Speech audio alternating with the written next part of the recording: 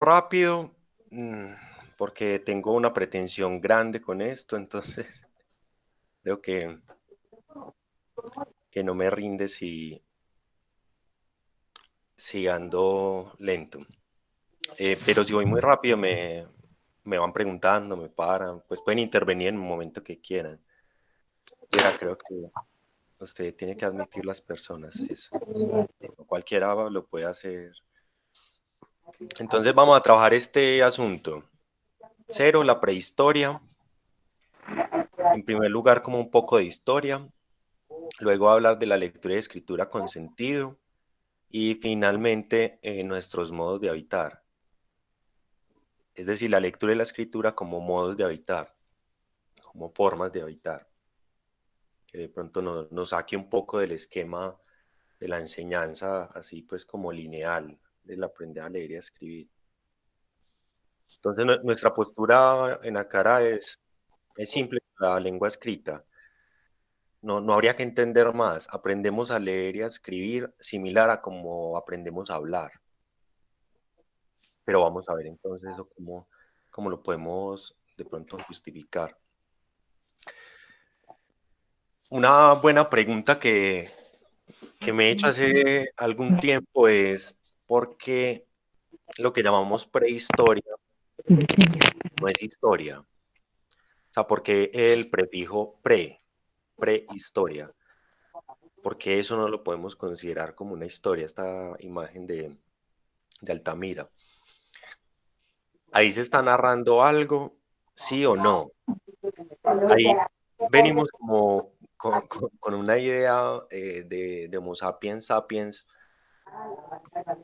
que, que pareciera carecer de muchos sentidos. Y eso es porque no tenemos un nexo eh, con lo que ellos estaban viviendo a partir de narrativas, es decir, que todavía no existía lectura y escritura. Entonces, en un acto hegemónico de las formas de leer y escribir que se fueron generando principalmente en Europa y Asia, eh, nos dimos a llamar esto prehistoria. Pero entonces uno ve a los arqueólogos, creo que a los paleontólogos también les pasa cosas similares, y hasta los historiadores.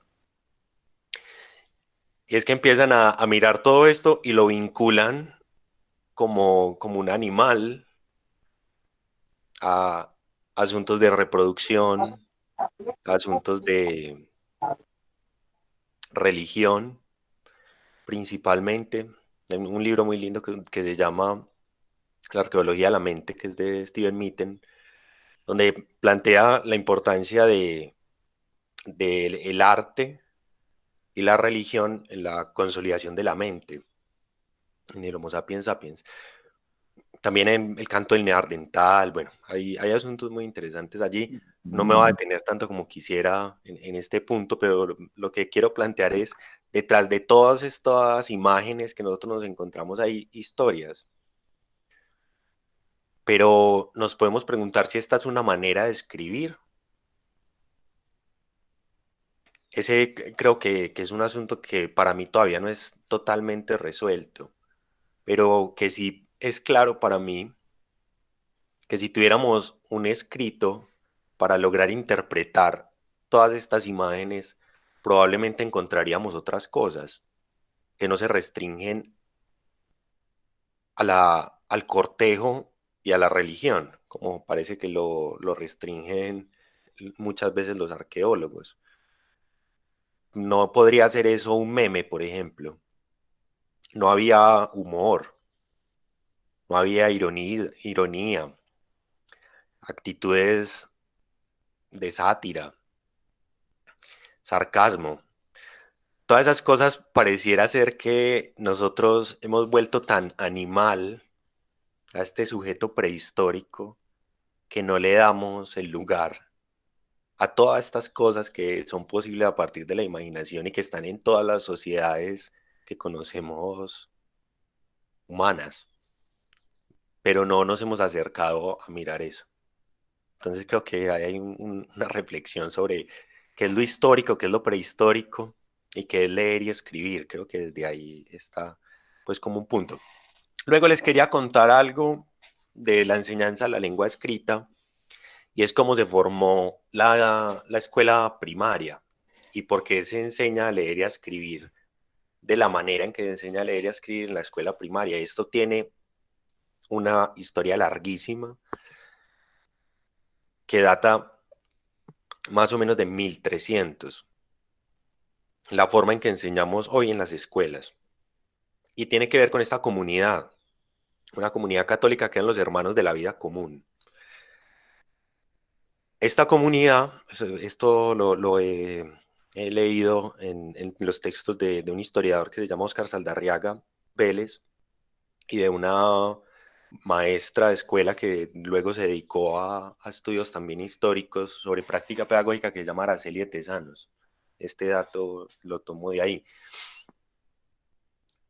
Los hermanos de la vida común empezaron a generar una especie de imprentas donde tenían que consolidar libros bíblicos y ya no era posible que pudieran leer y escribir tan rápido. Entonces, como digamos que esta empresa de la imprenta empieza a crecer y a crecer, ellos requieren nuevos escribas, personas a los cuales enseñarles a escribir. Estas personas, ellos no requerían que entendieran qué estaban escribiendo, simplemente requerían que dibujaran las letras. Tan claro es esta estrategia de pintar letras en el tablero y que luego el niño pinte las letras en el cuaderno, que alguno de las personas que estudia en Áurea había llegado de un colegio y la mamá cuando viene a la entrevista me dice, es que es increíble, pero tiene una letra preciosa, pero no entiende nada de lo que está escribiendo. Y la profesora no se había dado cuenta de que él no sabía leer. Entonces es clarísima este nexo que hay entre los hermanos de la vida común y cómo empezaron a hacer una especie a reclutar personas para enseñarles a pintar letras en documentos. Entonces, la manera de enseñar ahí era primero enseñar unas letras, luego otras y luego a consolidar palabras. Es decir, lo que los métodos que nosotros llamamos inductivos, se les enseña a los niños y a las niñas, que es con lo que enseñan en la mayoría de escuelas aún en Colombia.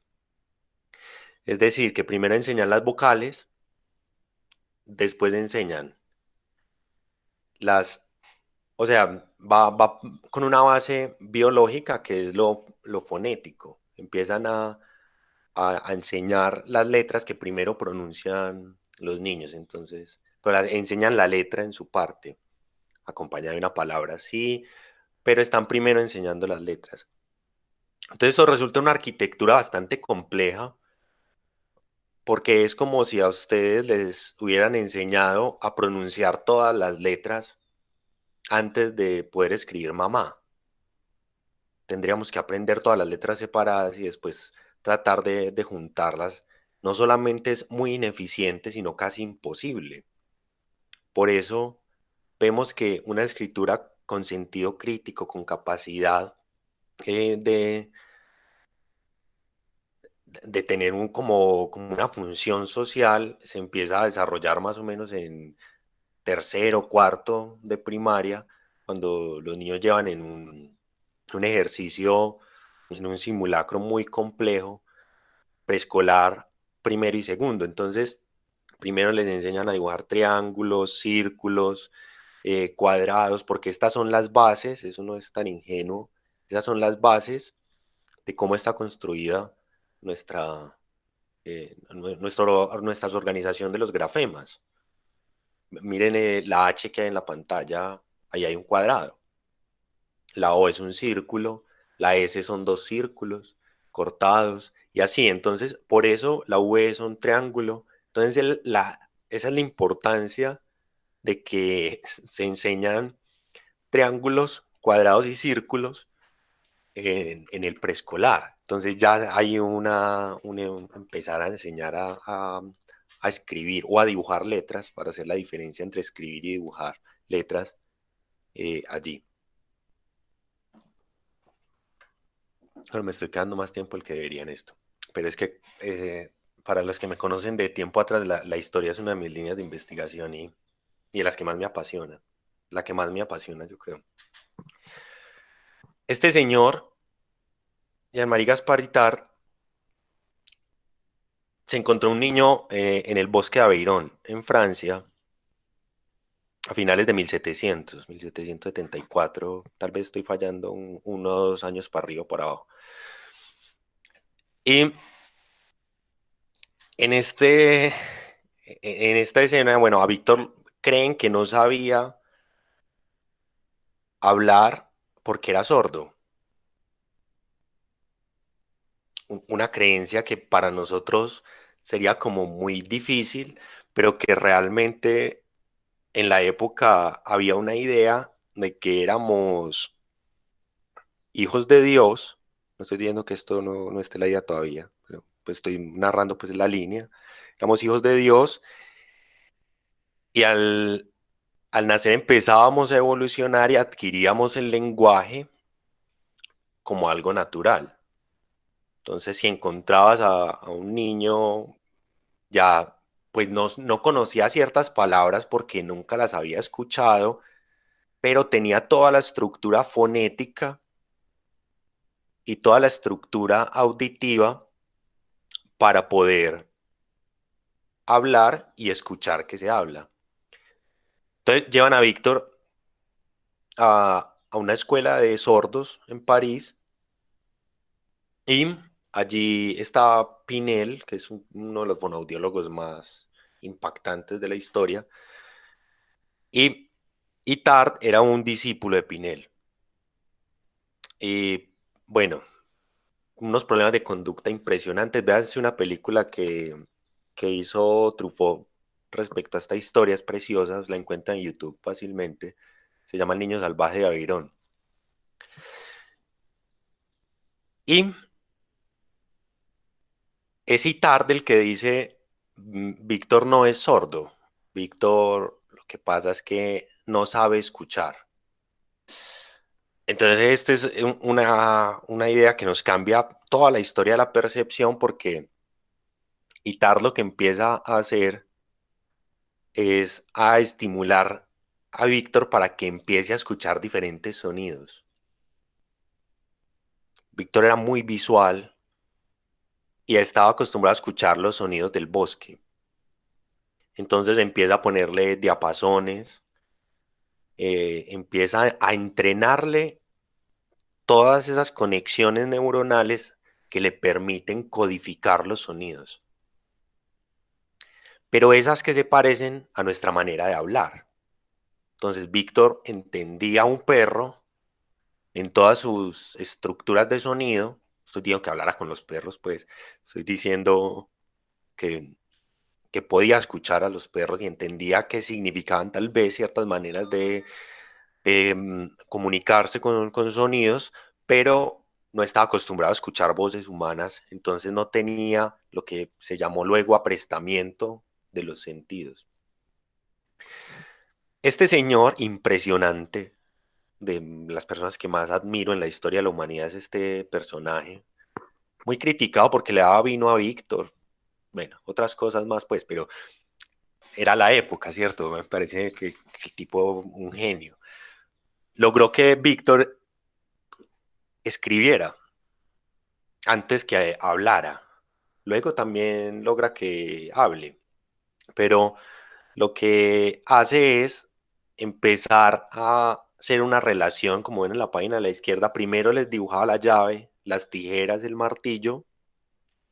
Luego lo que hizo fue escribir la palabra abajo y finalmente borró la llave y le conservaba solamente la palabra, trabajando pura memoria visual y reconocimiento de formas. Entonces miren cómo hay toda una episteme allí de el objeto, la figura que representa el objeto, o sea, las cavernas de Altamira, y luego la palabra. Es como el tránsito histórico de cómo se se consolidó la lengua escrita, él hizo que Víctor volviera a vivir eso.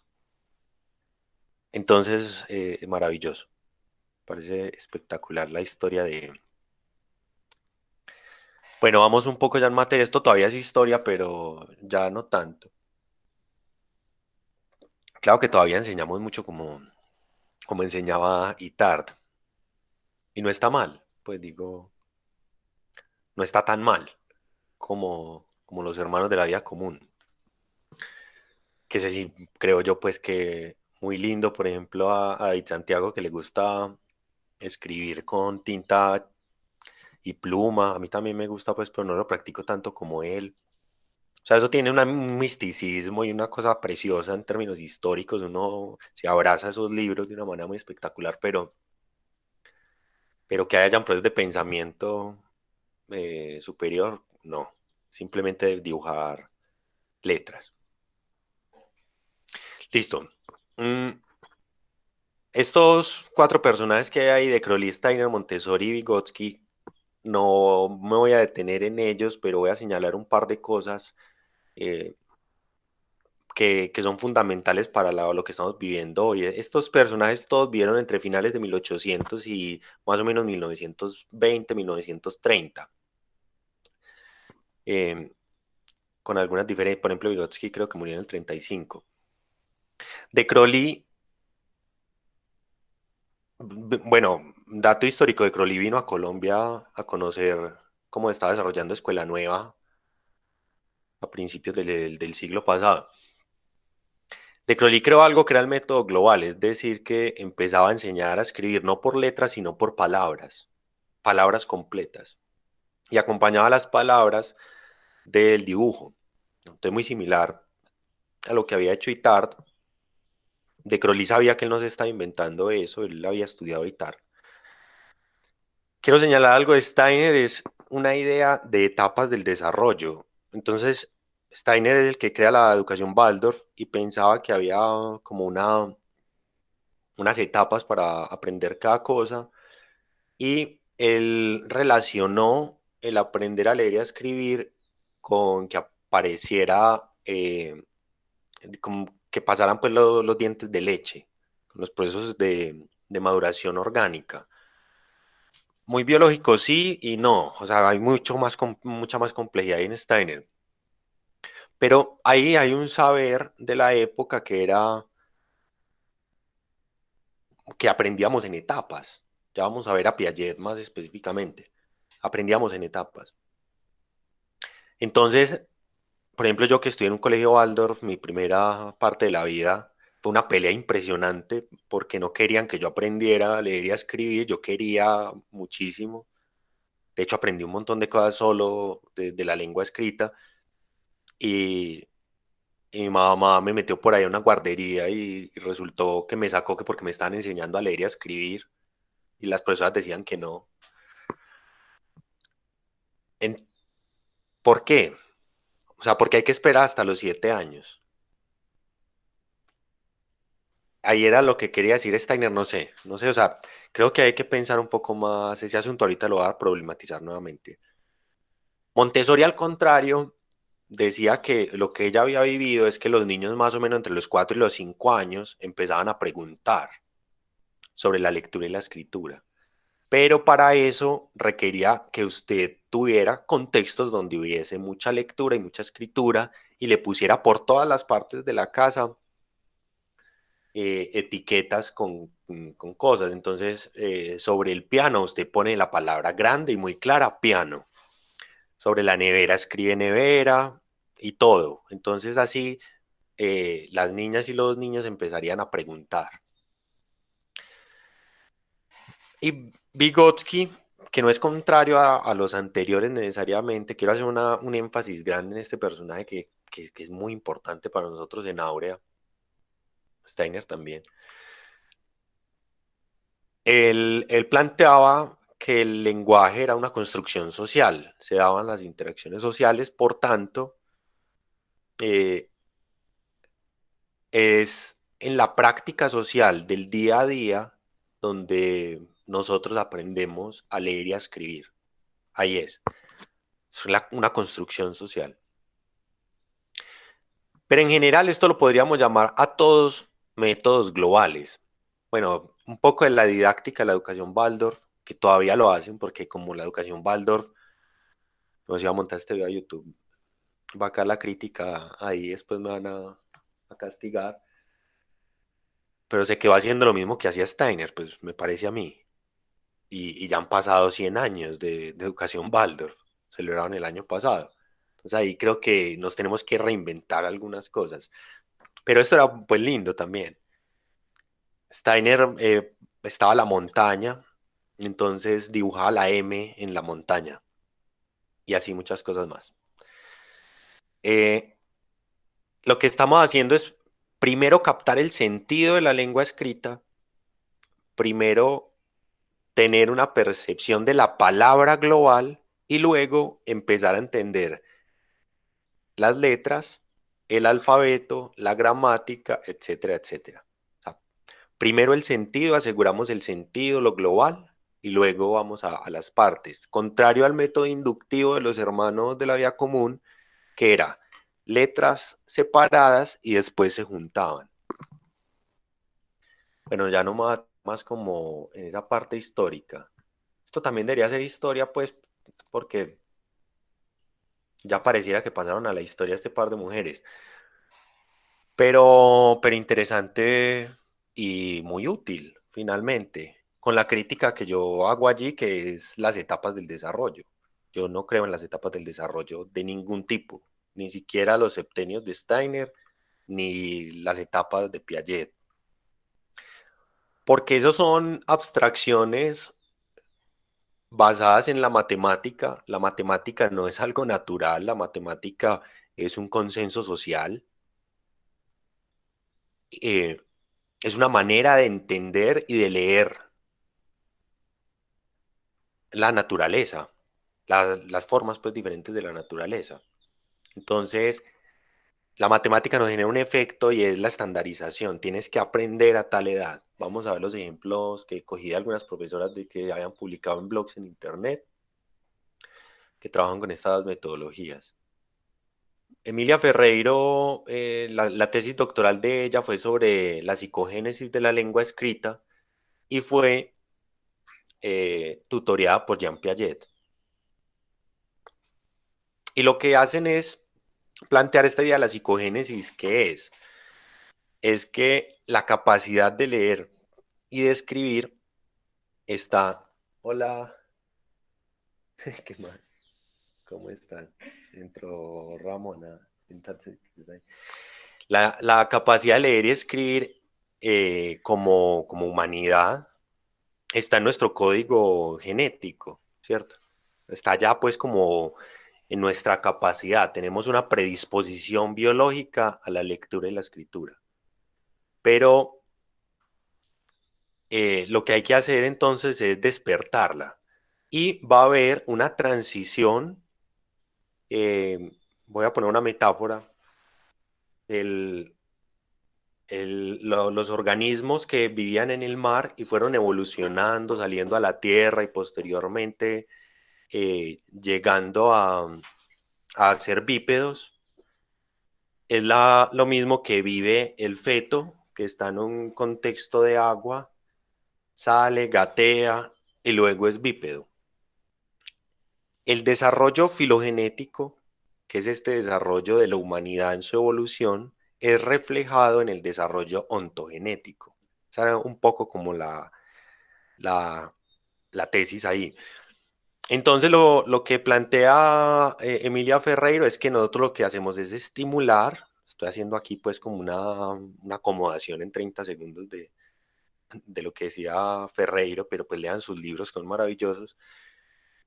Hay un reflejo de esa evolución desde las cavernas de Altamira hasta la escritura alfabética y que los niños y las niñas, si nosotros mediamos, van haciendo esa transición de manera natural. Así como van haciendo la misma transición cuando aprenden a hablar. Ahí está pues como la perspectiva general de esta idea. Entonces veamos, por ejemplo, Esto pasa, pues yo he enseñado a leer y a escribir muchos años con esto y créanme que funciona. Por ahí todavía, si todavía nos está acompañando Marisol, que está en Alemania, yo creo que también vivimos esto pues cuando estábamos en la universidad y efectivamente esto ocurre. Entonces, hoy me preguntaba alguna madre, yo no le enseñé a escribir las letras, pero ella como que las fue encontrando, ella fue encontrando cómo leer y escribir, y pues claro que lo va encontrando porque es que la lectura y la escritura en nuestro mundo contemporáneo están en todas partes. Entonces, ¿cómo pasamos? Miren a la izquierda, el ejemplo de la izquierda, hay como unos garabateos sin control, luego hay una especie de pictogramas, entonces los niños empiezan a contar historias a partir de pictogramas. Y uno le dice, vamos a escribir un cuento sobre esto que estamos hablando, y ellos empiezan a narrar ese cuento con pictogramas, y no faltará el adulto que diga, no, pero así no se escribe de esta otra manera. Entonces, lo que se hace es, a partir de esta idea, no negar esas formas de escritura, sino empezar a mediarlas. Aquí van pasando ya a unas hipótesis alfabéticas que, pues como era piagetianos, Piaget tenía una idea de formación del concepto de número también, que iba como de lo global a lo particular. Entonces, primero hay una hipótesis de extensión, hipótesis de cantidad. Bueno, entonces, miren que cuando ahí donde dice muñeca, en el tercer cajón de arriba para abajo, a la izquierda, este niño o esta niña lo que está haciendo es una hipótesis de formas y una hipótesis de cantidad de letras. Ya se está acercando y está transitando hacia una perspectiva más alfabética. Y luego empieza a hacer hipótesis de sílabas. Entonces, empieza a escribir un cuento y son puras bolitas, cuadritos, y de pronto aparece la sílaba mu. Empieza ya a hacer hipótesis de... Y en ese momento entonces él empieza a preguntar de manera muy natural, es, mamá se escribe con la misma letra de muñeca. Y así mismo pasa cuando estamos aprendiendo a hablar. Los niños son como pendientes de cómo es uno que pronunció y le miran como los labios y como que tratan de entender. Y nosotros podemos mediar eso. Cuando vemos que un niño dice excelente, nosotros le decimos, no, mira que no se dice con S, no es excelente con S, sino que es con X y C. Entonces es excelente. Se pronuncia, bueno, uno media, pero media sobre la palabra que se está usando en un contexto real. Ese es como el punto. Y entonces van transitando hacia, hacia palabras ya completas que la llamaría este enfoque ya la etapa alfabética. Entonces aquí las vemos a la derecha, figural, bueno, o sin control también lo llamaban hay veces, pictórica. Luego hay una hipótesis ya en torno a lo simbólico. Luego pasan a lo silábico, silábico alfabético, donde están mezclando ambas cosas y en eso pues se puede ir mucho tiempo. Y posteriormente alfabético. Ah, pero es que un niño aprendiendo a dibujar las letras, como enseñaban los hermanos de la vida común, en primero ya sabe escribir. No, no por dos asuntos. Primero sabe dibujar las letras que la profesora le diga en un tablero o sabe dibujar las letras que la profesora le dicta. Entonces el dictado tiene una función más o menos en segundo y tercero, que es poder pasar de un asunto de meramente dibujar a un asunto de escuchar y dibujar lo que escucho. Hay una transición. Pero, ¿qué es el asunto? Y yo creo que es más que evidente en esta sociedad actual, con pequeñas excepciones, es que la escritura carece de sentido. Entonces, no tenemos endógeno a nuestra cultura el hábito de escribir. ¿Cuántas personas conocen ustedes que realmente escriban como de una manera apasionada, que entienden la escritura como una manera política de participar, de transgredir. Sí hay muchas, tal vez, con el aparecer de la universidad, pero preuniversitario prácticamente nulo. Entonces pareciera que nos tenemos que reinventar en el momento en que entramos a la universidad, a menos de que los contextos familiares hayan hecho otro tipo de asuntos. Bueno, esto específicamente porque lo traigo, porque ahora que estamos en los contextos del hogar como forma de lo educativo, hemos visto que hay algunas familias que tienen la práctica de enseñar por letras. Entonces, un poco para que entiendan esto, no me estoy tranquilo si el niño escribe de abajo para arriba, si escribe de la izquierda para la derecha o de la derecha hacia la izquierda. Todo eso son hipótesis que se están haciendo y se va a ir consolidando la lengua escrita alfabética. Pero la tenemos que mediar para que ocurra de una manera natural.